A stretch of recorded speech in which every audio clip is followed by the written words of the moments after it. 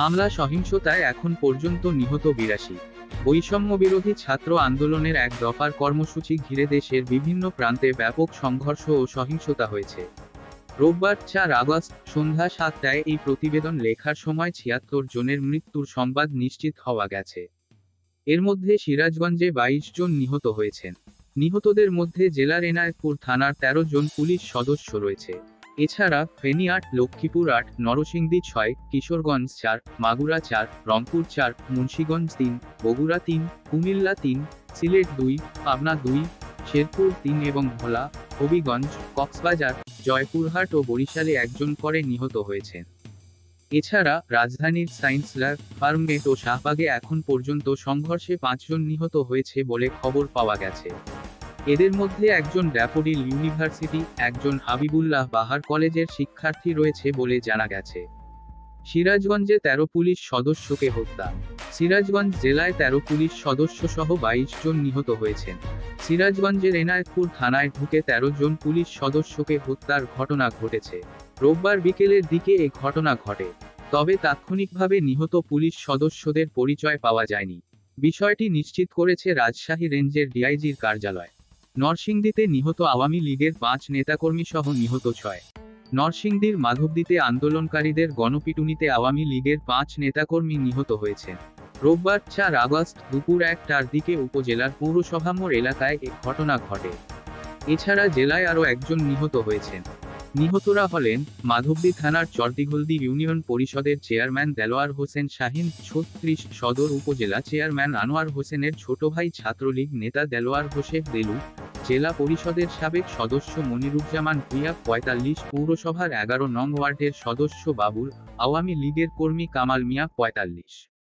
জানা গেছে, ঢাকা সিলেট মহাসড়কের মাধবদী এলাকায় জড়ো হয়ে বিক্ষোভ শুরু করে আন্দোলনকারীরা। পরে তারা মাধবদী সদরে প্রবেশের চেষ্টা করে। এ সময় স্থানীয় আওয়ামী লীগের নেতাকর্মীরা পৌরসভা মোড়ে জড়ো হয়।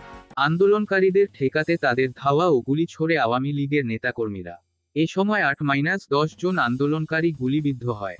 পরে ক্ষিপ্ত হয়ে আন্দোলনকারীরা আবারও মাধবদী বাস স্ট্যান্ড এলাকায় পৌরসভার সামনে জড়ো হয়ে আওয়ামী লীগের নেতাকর্মীদের ওপর হামলা করে। এ সময় তাদের গণপিটুনিতে মারা যায় 5 আওয়ামী লীগ নেতা।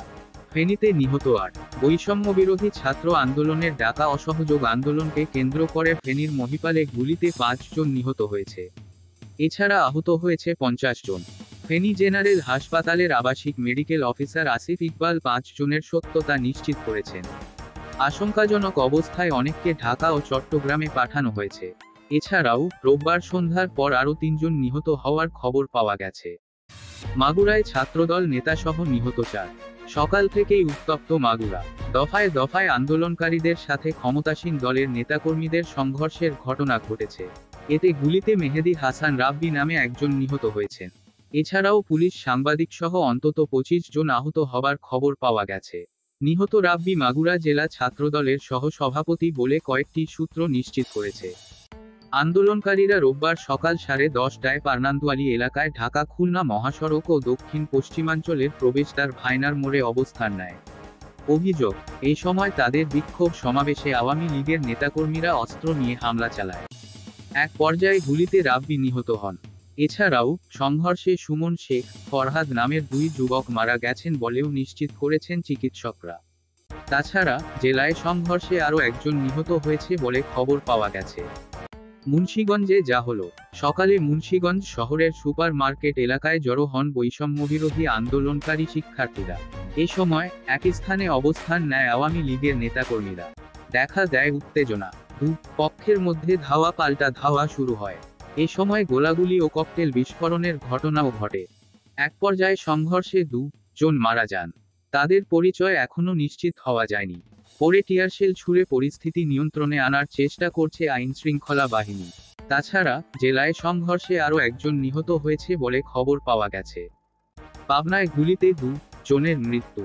সহিংসতায় পাবনাতেও মারা গেছেন 2 জন। জেলা শহরের চাতিকমর এলাকায় বৈষম্যবিরোধী আন্দোলনকারীরা বিক্ষোভ করে। এ সময় বিরোধী পক্ষের সাথে চলে ধাওয়া পাল্টা ধাওয়া। এক পর্যায়ে গোলাগুলির ঘটনাও ঘটে। এতে আহত হয় অন্তত 30 জন। আর মারা যায় 2 জন। প্রাণহানির বিষয়টি নিশ্চিত করেছেন পাবনা জেনারেল হাসপাতালের চিকিৎসক এস এম রুমি। বগুড়ায় ৩ জন নিহত। বগুড়া সদর ও দুপচাঁচিয়া উপজেলায় গুলিবিদ্ধ হয়ে 2 জনের মৃত্যু হয়েছে। অভিযোগ, পুলিশের গুলিতেই তারা নিহত হয়েছেন। দুজনই বৈষম্যবিরোধী ছাত্র আন্দোলনের ডাকা এক দফা দাবির আন্দোলনে অংশ নিয়েছিলেন। জানা যায়, বেলা 12:30টার দিকে বগুড়ার সদরের বরগোলা এলাকায় বিক্ষোভ করেন আন্দোলনকারীরা। এ সময় পুলিশের সাথে তাদের সংঘর্ষ হয়। পুলিশের গুলিতে আহত হয় আনুমানিক 30 বছর বয়সী অজ্ঞাত এক যুবক। পরে তাকে উদ্ধার করে শহীদ জিয়াউর রহমান মেডিকেল কলেজ হাসপাতালে নিয়ে গেলে মৃত ঘোষণা করেন চিকিৎসক। দুপচাঁচিয়া উপজেলায় মনিরুল ইসলাম নামে এক যুবকের মৃত্যু হয়েছে।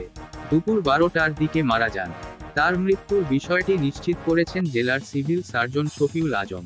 এছাড়া শহীদ জিয়াউর রহমান মেডিকেল কলেজ হাসপাতালে আজ আহত হয়ে 11 জন ভর্তি রয়েছে বলে জানা গেছে। এছাড়া বিভিন্ন হাসপাতালে 20 থেকে 25 জন চিকিৎসা নিচ্ছেন। তাছাড়া জেলায় সংঘর্ষে আরও একজন নিহত হয়েছে বলে খবর পাওয়া গেছে। বরিশালে আওয়ামী লীগ নেতার মৃত্যু। বরিশালে আন্দোলনকারীদের সঙ্গে সংঘর্ষে টুটুল চৌধুরী, 62, নামে এক আওয়ামী লীগ নেতা নিহত হয়েছেন।